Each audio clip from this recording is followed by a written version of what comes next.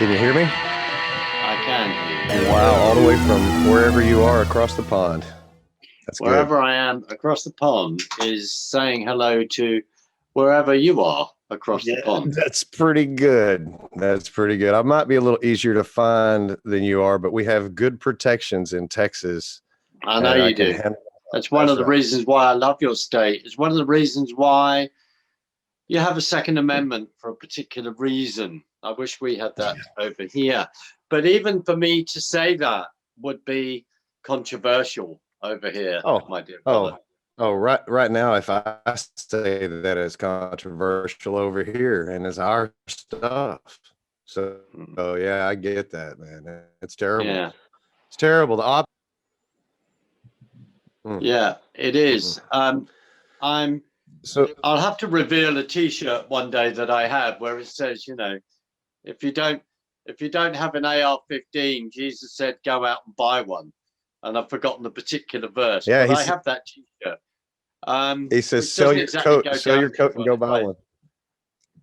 yes, if I wore it down the road. But anyway, David, my dear brother, dear friend, let's just get straight into something. You have just come back from somewhere. Would you kindly tell me where you have been this week and how many other people might have been in the same place with you? Well, there were several people with me. um, we had a special invitation to go attend an event in Washington, D.C. I was actually invited by the president, as long as, as well as every other citizen that heard his voice. And I'll tell Right. you right now, a lot of them showed up, and we had a really good time. I've spent about 48 plus hours in the truck in the last few days. We drove back last night nonstop, or yesterday. Left yesterday morning and got home this morning at about 6. So I've had a little nap.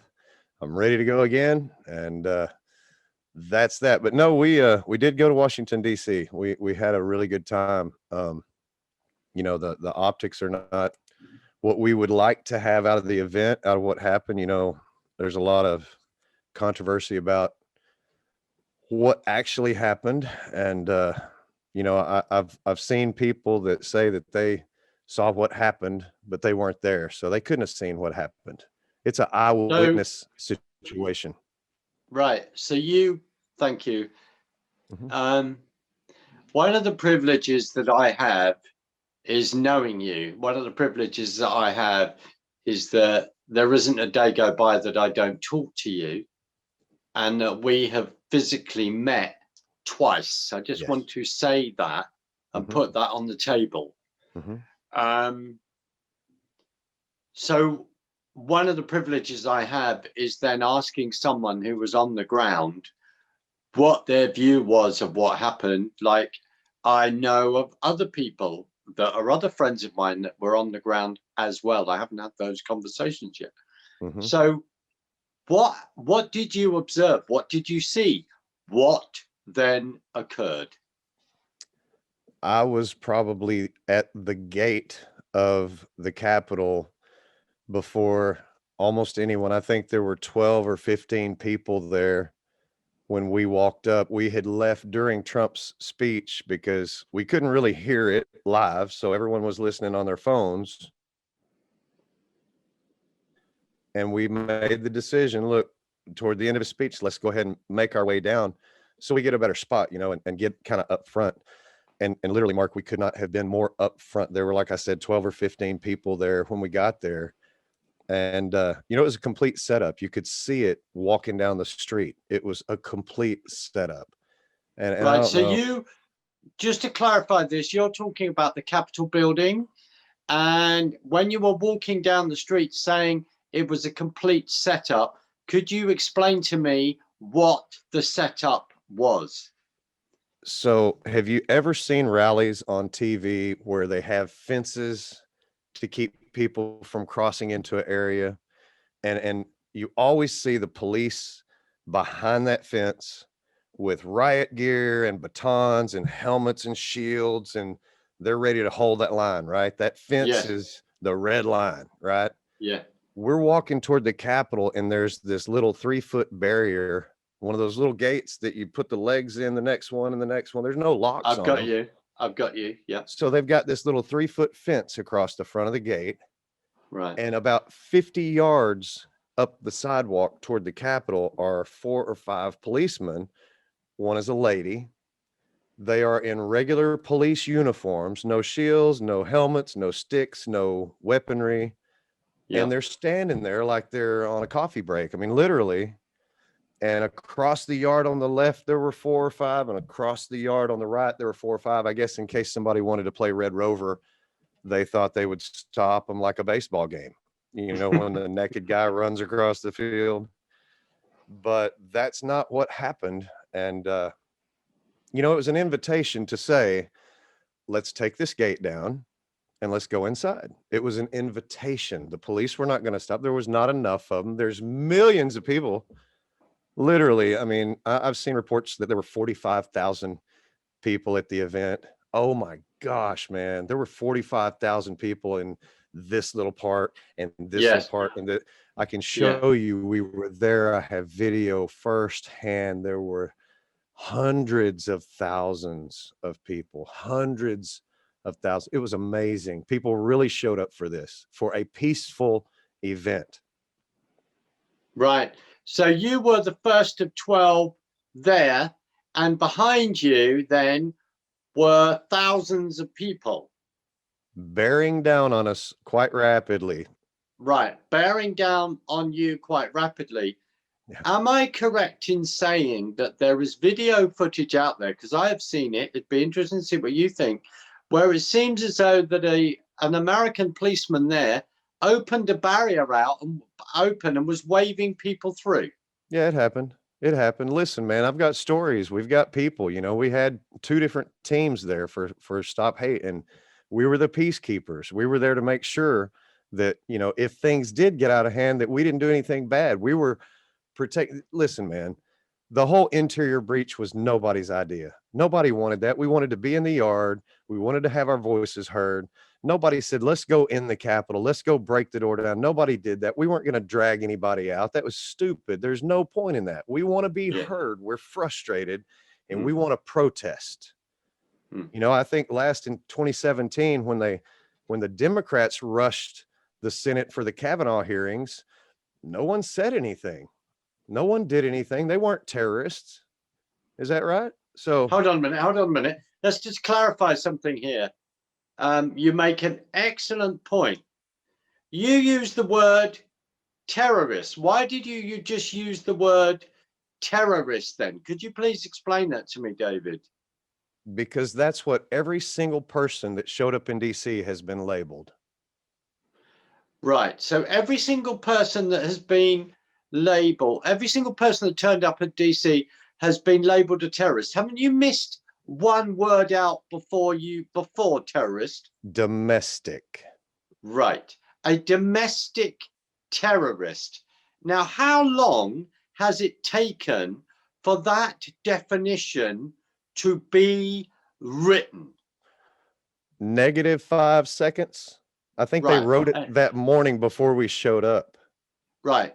I wanted to roll back. I wanted to roll back here. I'm not being clever. The very incredible and brave, I think is it Phil Hanley? Is his first name, or his second name is definitely Hanley, who worked for the department where he was writing manuals about, you know, warning FBI, etc., in regard to who were proper terrorists in your country, right? Who sadly is no longer with us, but in glory. He was defining this whole thing of, you correct me, I want you to correct me because we're trying to get this right. There is a point in regard to terrorism. There have been other people warning about who is in your country to undermine your constitution, etc., and warning about terrorists, real terrorists. So in other words, what I'm saying is the whole thing of bait and switch, right? Yes. When And people like Phil Hanley have been incredibly, incredibly brave. Incredibly brave. We owe a heck of a lot of debt gratitude to that man. Now, then if you then switch to someone that I know that has stood for office, who was then accused by Rolling Stone of being a domestic terrorist because he believes in the Constitution of the United States. Right. Right. Yes. So this is where we've come to, isn't it? Yes. Mm-hmm. It's Right. comfortable, isn't it? It's a comfy little Yeah. place. Mm-hmm. Right. So you didn't want to go in the building. There was an incident that's happened. Sadly, people were shot. Can you talk about that? Yeah, I tell you what, let me just put all this into a little package to Right. keep it quick, okay? Yeah. Because we were there, you know that. I had two teams for Stop Hate that were working Yeah. the whole area, okay? I had videographers set up around the whole, we got angles, we've got everything. We've got the police altercation, we've got everything you can imagine. One of our Right. guys was standing right next to the gentleman that you've got to understand. We've got thousands and thousands and thousands of people that are chanting Yeah. USA, stop the steal, all these things. Yeah. And from on top of the building, the police are throwing percussion grenades, the flashbang grenades Oh my goodness. into our crowd. Right. They're throwing canisters of tear gas into our crowd of citizens, United States American citizens, were being pelted by percussion grenades or flashbang grenade, whatever you want to call them, and tear gas. We've got video of one guy with his paintball pepper spray gun indiscriminately shooting out into the crowd, away from the edge. I mean, he's not trying to defend anything. He's trying to incite something. And my friend is standing right next to this gentleman. They threw that percussion grenade. It exploded right next to him and stopped his heart. He died on the ground. That's awful. That is awful. Right. So that action was by a police officer that did that. That, as you say, just to clarify that, that chucked that flashbang in, right?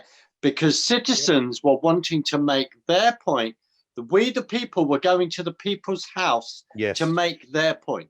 We own that, Mark. We Right. own that building. Our tax dollars pay for it. We own the property the building's on.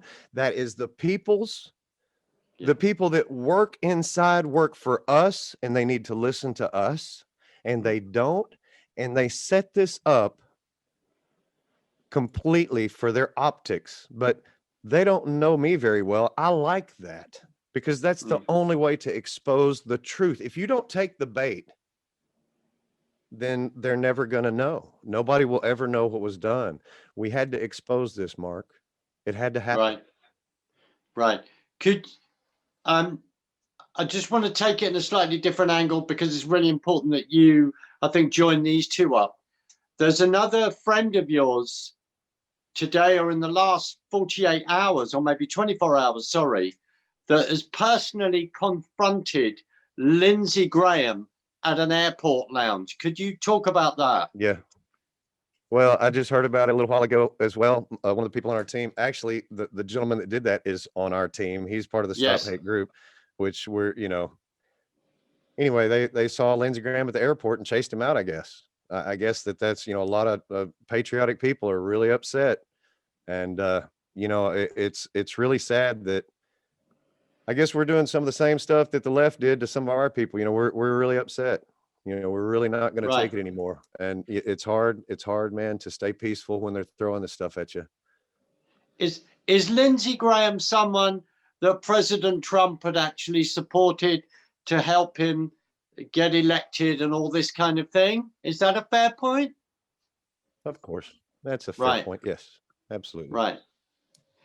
David, the optics over here, the optics around the world, let's just talk about this. So in the Houses of Parliament, the excuse of a prime minister that we have, you know, Boris Johnson, condemned the violence in the People's House, etc., condemned all of that. We've had other politicians doing exactly the same. And then just to, I know these names don't mean anything, but it just shows you the joining up in regard to people fighting. This is a spiritual battle between good and evil, totally defined. And this is a spiritual battle for those people that believe in the nation state and those people that believe in globalism. So there's been interviews with a gentleman called Burko, who spent 4 years nearly as Speaker of the House of Commons in Westminster, fighting people like me. 17,410,752 people that voted to leave the EU. And frankly, right now at the moment, it means diddly squat because of COVID 1984 and the lockdown that we are finding ourselves in again. That's another issue. But what I'm saying is the way that people vote, and then these politicians think they've got an absolute divine right to undermine that, and they do not. And your constitution is the piece of paper, as Philip Darwell said in Green Tyranny book, that talks about the fact that that piece of paper is what stands in the way of global tyranny. Well, you know, and I would just like to take this opportunity on behalf of Stop Hate and all of our supporters and all Americans to condemn Boris Johnson. Yes. That this does for us, Mark, the reason that we had such a successful event, even with the loss of life, even with the optics, even with the tricks, even with what they're calling false flags, which is not false flags. They're saying this poor young lady was not shot, that she was not killed. We've seen the video. We've seen the security, the Secret Service stay on her for a minute until she started to come through the window. One shot and she's gone, and he ducked out of the room. He should be held for murder. That was excessive force. That's a woman with an American flag for a cape coming into her house. Now listen, Mark, when you're locked out of your house and it's your house and you've locked your keys inside, what do? You call a locksmith or you break a back window. So I'm not condoning the fact that they breached the interior, but I'm saying that it wasn't as big a thing as they're trying to make it into, because it was an Occupy type movement. It was not to drag people out. It's not. They can say what they want.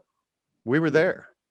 But I'm telling you right now, the victory that we get out of this whole fiasco is that it exposes beyond a shadow of a doubt that we have one political party in America. One. They work together on everything against the American people. Two wings of the same bird. Oh, let me tell you, man, the uniparty is a real thing. Right. Yeah. And we're tired of it. Sorry, David. Sorry. When we're tired of it, that's all I'm saying. I mean, we're done. On that note, in your opinion, has President Trump conceded? Hell no. No. Right. He's not going to concede. He won. You know, it would be different if he lost and was being a little girl about it, saying, "Oh, you know, but whatever." But he won, and there's proof.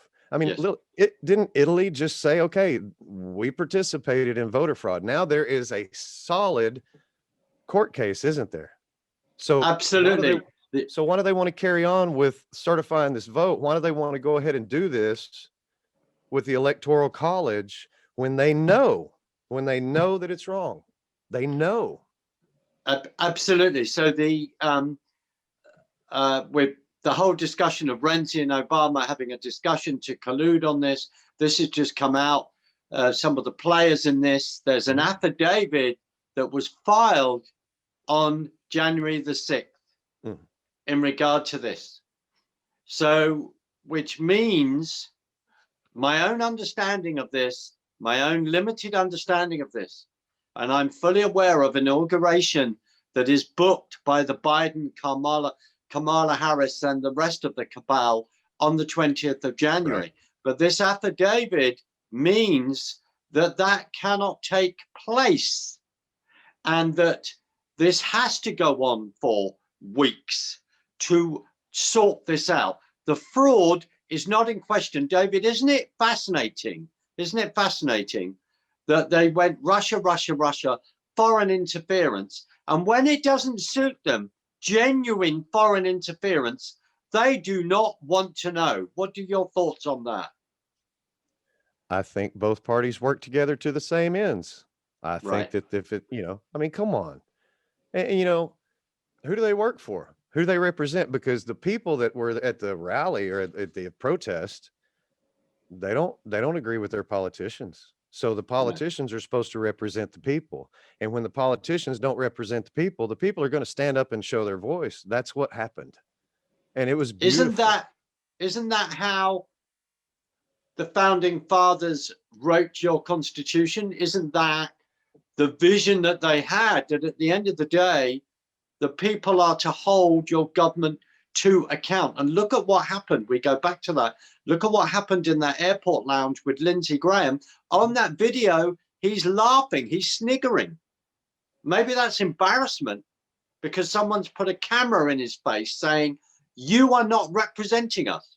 He is a piece of garbage that should have been mourning the lives of the patriots who died standing up against our tyrannical government. Yeah. That's what happened. I was there. Yeah. They were murdered in cold blood for no reason other than political gain and optics. They should be held accountable in the most severe way possible. And I'm afraid that the people are at a point that if the courts don't do it and the system doesn't do it, they may not remain peaceful next time. Now think about this. In 2 hours, the people took the capital of the United States with no weapons. You do realize there were no guns. So the media says there were gunshots, that one lady was shot, that police were injured, blah, blah, blah.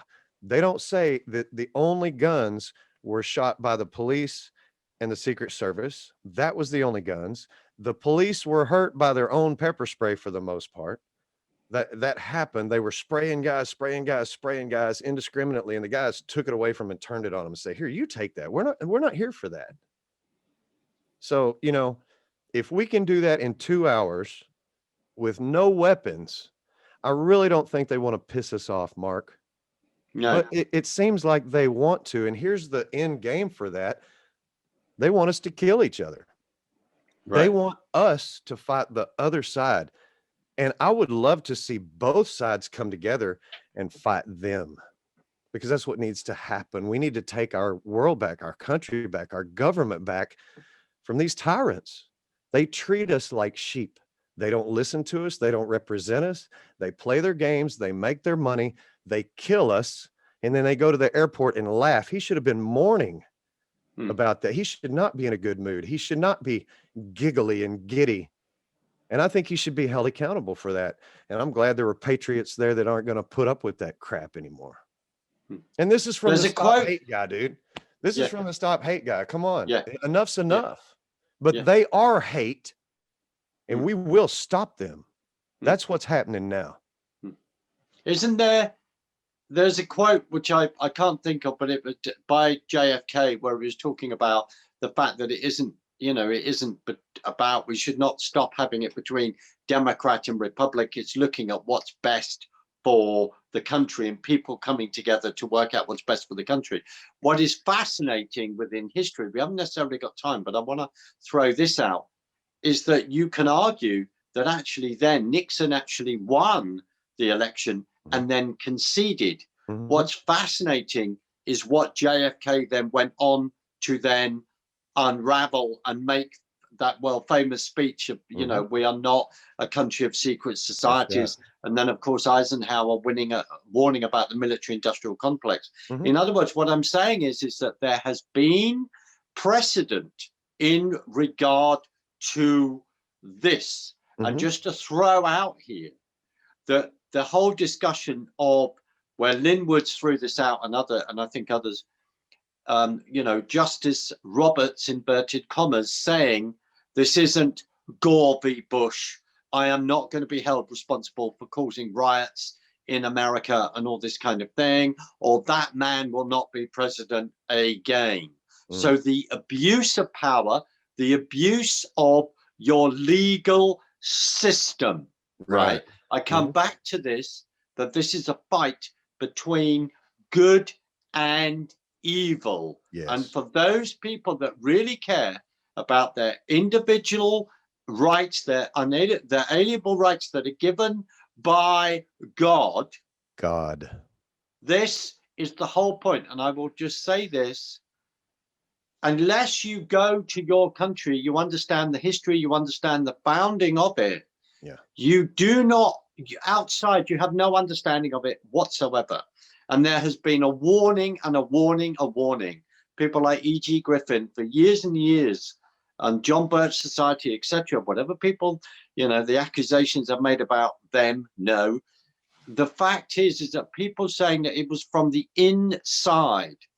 From the inside is the concern.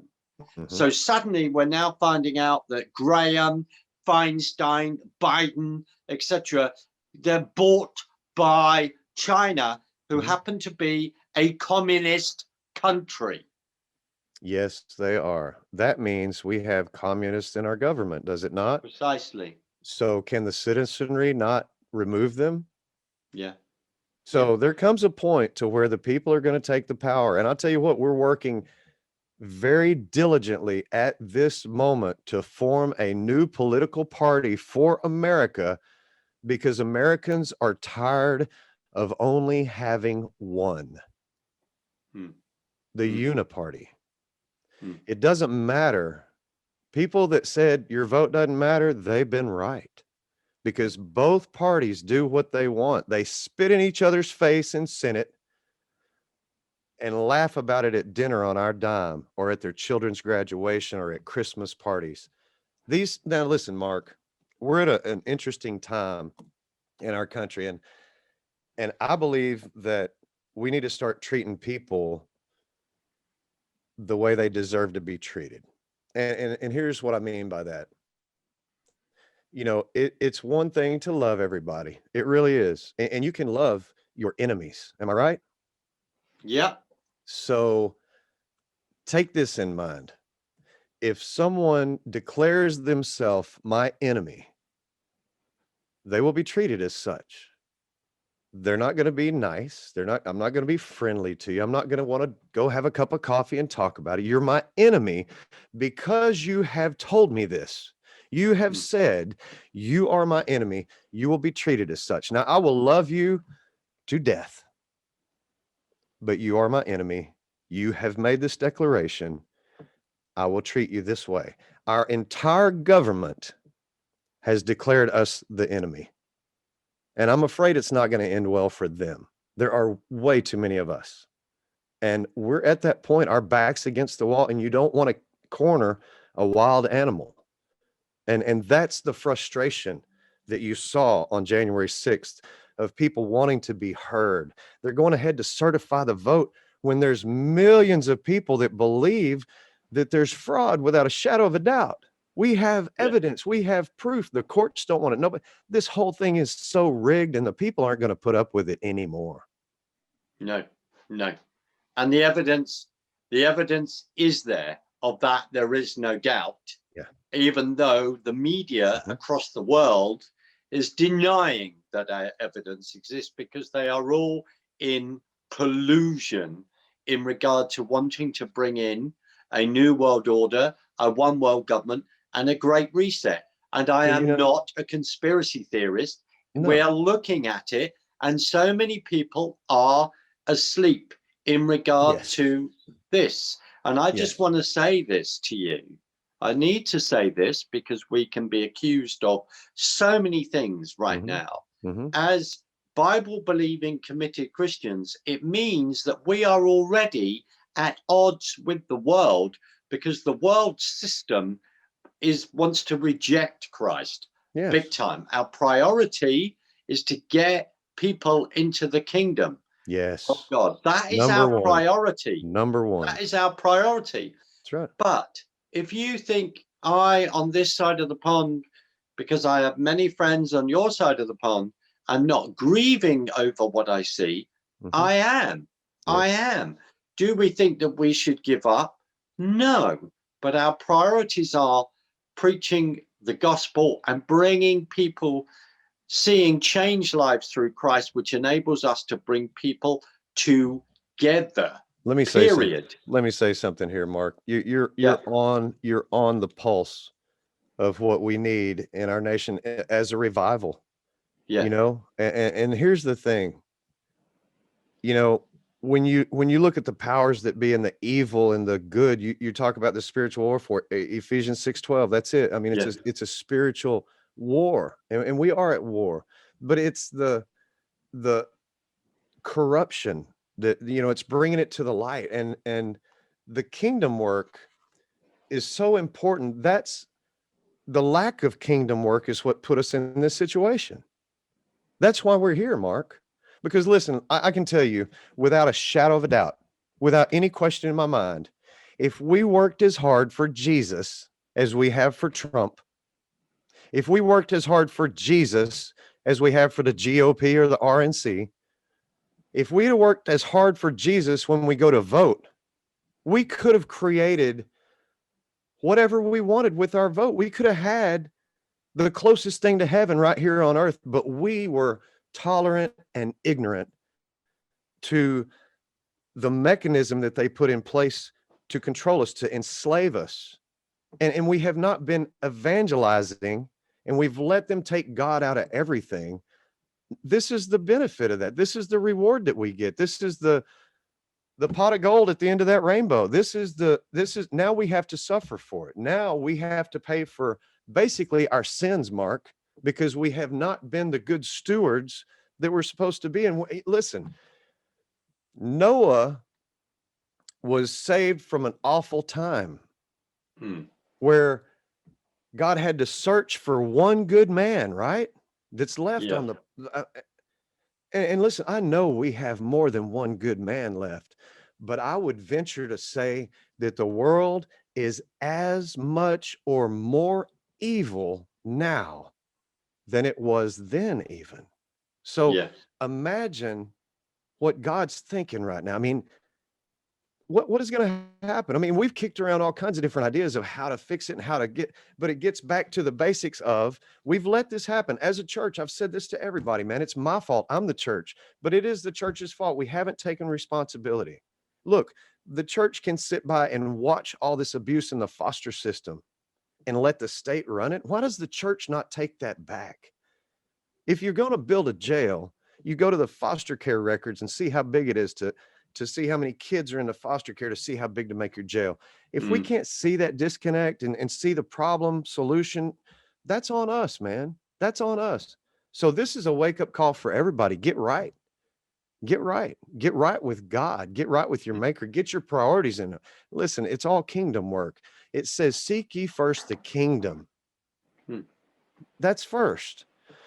If you put more time in Trump, or you put more time in Q, or you put more time in sports, or you put more time it's all about balance, is it not, Mark? And giving the first fruits and giving your life and the time and listen, whatever your God is who you serve.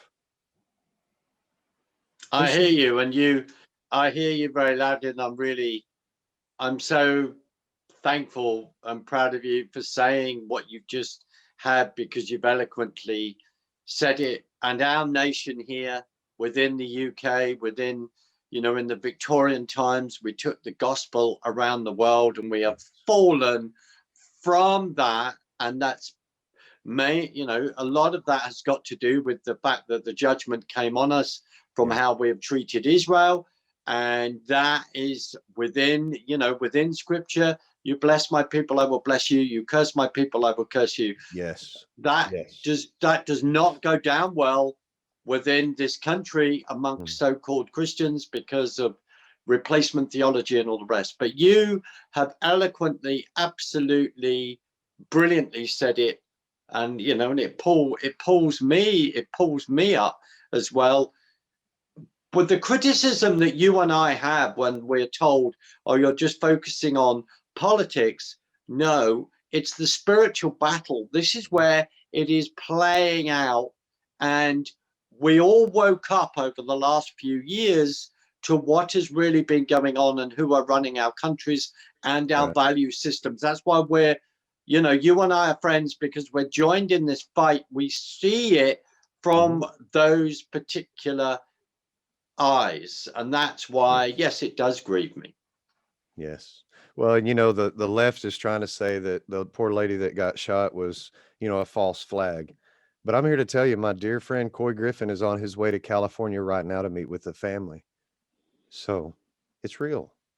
It's real. Right. And the very thought politicians would try to bastardize what happened to that poor lady, that Mm. that shirks the responsibility from them and puts it on a false narrative that nothing happened. I mean, when you've got them lobbing tear gas and there are crowds of thousands and the thousands have to try to get away from it, that's like screaming fire at a theater on steroids. These Yeah. people don't want to get tear gassed. They try to run, they trample people to death. Mark, Mm. you can't do that to your citizens. We're not, No. listen, I've never seen such a setup. But if you know me, I like the bait.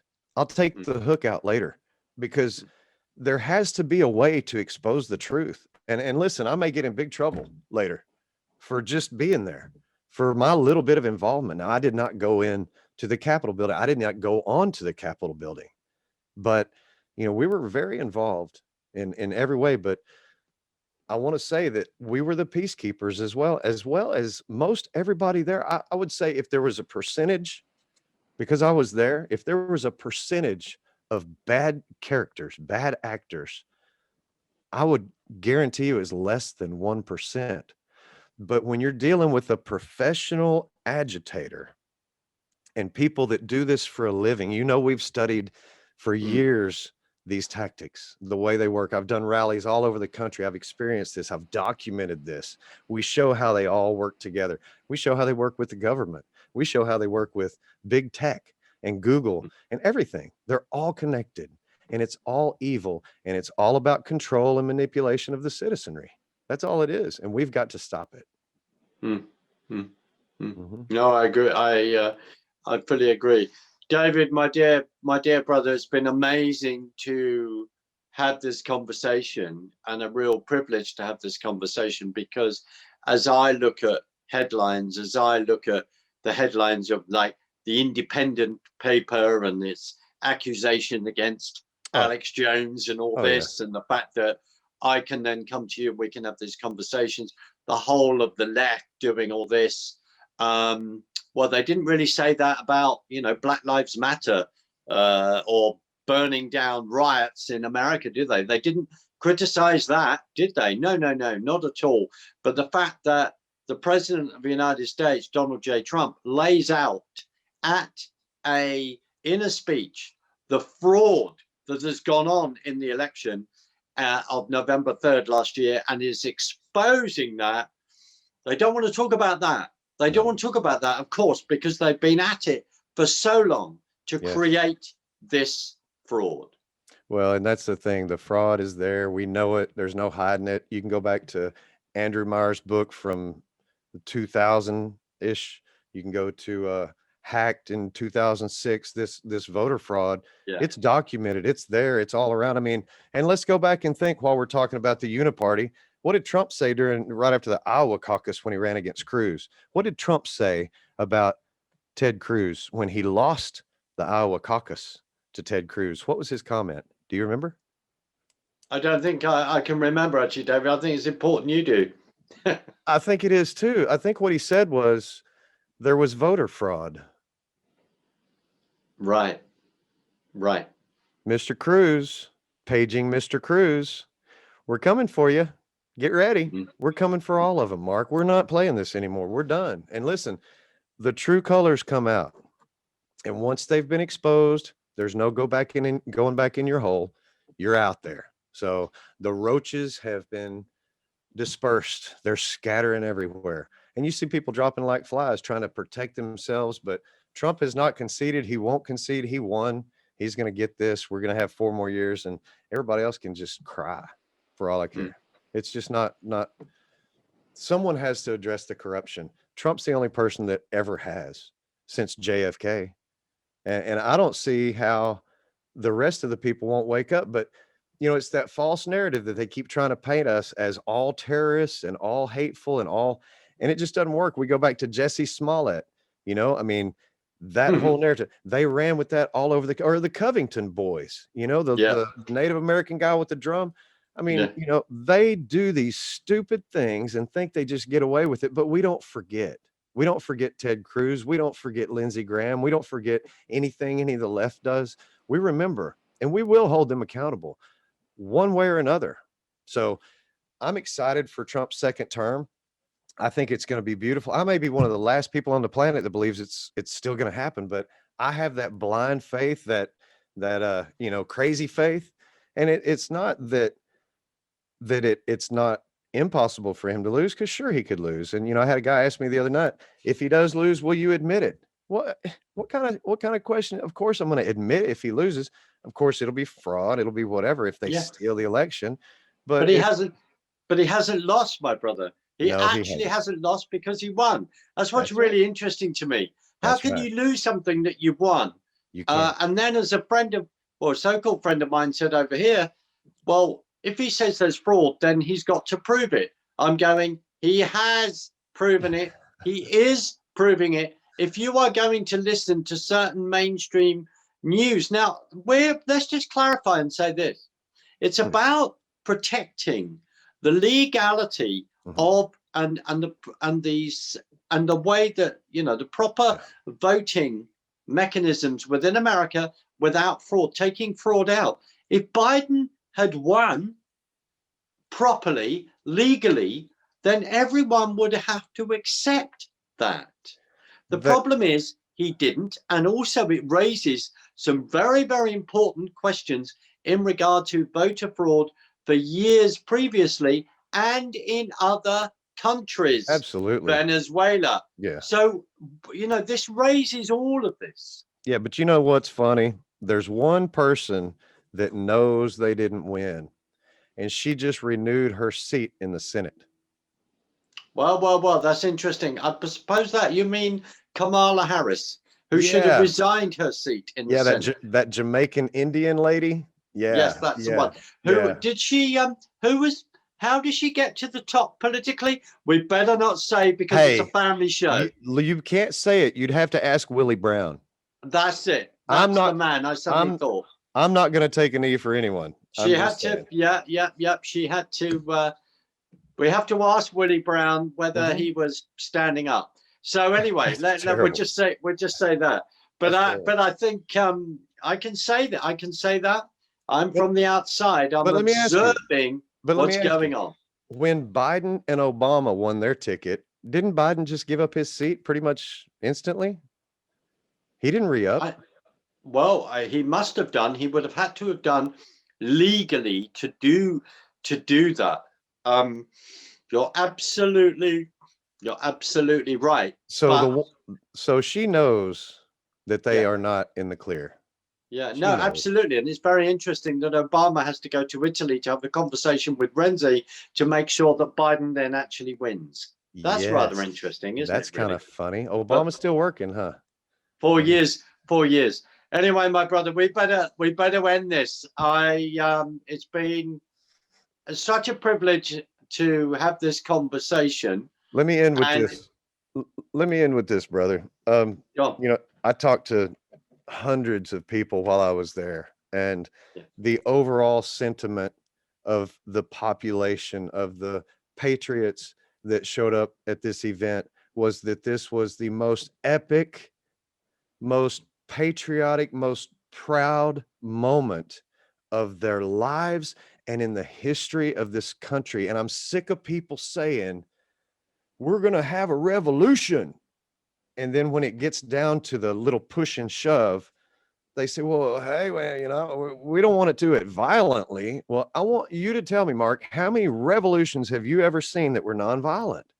Because that's really, I agree with you. And also, and we're not, we're not I'm not advocating condoning. violence. No, here's However, my point. Here's my point. Let me finish. I'm not condoning. What I'm saying is we're trying to have the first precisely. peaceful Yes. revolution, Yeah. Yeah. and they don't want to let us. That means that the powers that be want us to fight each other. Why are we mad at each other? Democrats don't do anything to me, and I don't do anything to Democrats except hate each other because we're programmed to. It's the politicians. When people find out that they've all been played on both sides, I think tar and feather is going to be the new fashion trend. They're going to bring that back. Well, And that's I okay. totally and utterly understand what you're saying, because it goes back to, if we go back to 1776 and the little fracas that we had, and that it took, there was a sort of, I think you said this, you may have said this, there was like a sort of 15-year build up to that. A 15-year build up to that. That's something that Yes. we have to bear in mind, what's gone on over the last 15, 20 years plus. More importantly, we go back to JFK, we go through all this history, Lyndon B. Johnson and all the rest, or we go back to the formation of the Federal Reserve, or we even go back to Lincoln. The fact that this whole thing of attack of socialism, Marxism, communism against you. But if we go back to 1776, 3%, 4% logistically supporting the 3%.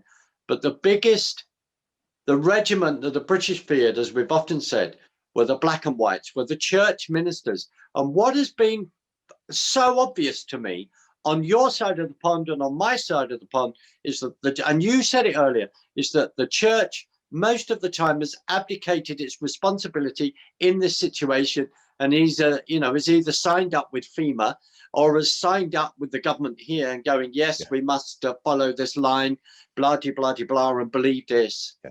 And you've said it earlier. Well, so there's a lot of deep thinking, introspective thinking that people are going to have to do. I'm talking to myself. Are we serving Jesus in this situation, or are we, following the government? Are we seeking truth, or are we just following the lie? What, how do we work all this out? Let's just say it like this. We'll just leave it like this. Choose this day whom you shall serve. Yeah. That's it, man. That's it. People need to get right with God. I mean, this is the thing. This is the thing. Whatever happens, we always say, well, at the end of the day, well, I've learned last Wednesday, you might not make it to the end of the day. I say you get things right now. Why you have time? Yeah. I hear you very loudly, and as we need to remember all those families, those 4 families that sadly lost their relatives on that day, and it's remembering that we, All right, my brother. Thank you very much indeed.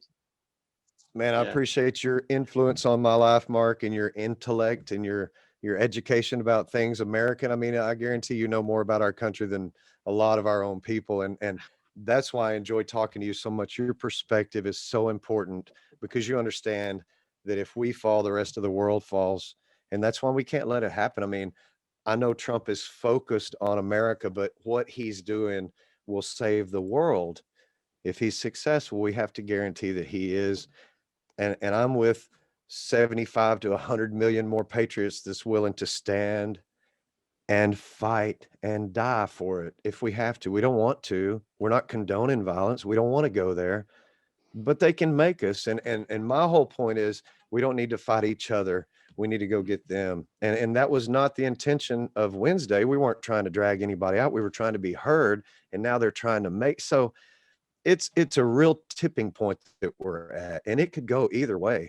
We're trying to push it to the good, keep things peaceful, make sure nobody really gets hurt, because there's no point in that. Now, we'll leave it at that, brother. And listen, man, I love you, brother, and I appreciate your help, and I appreciate your conversation every time.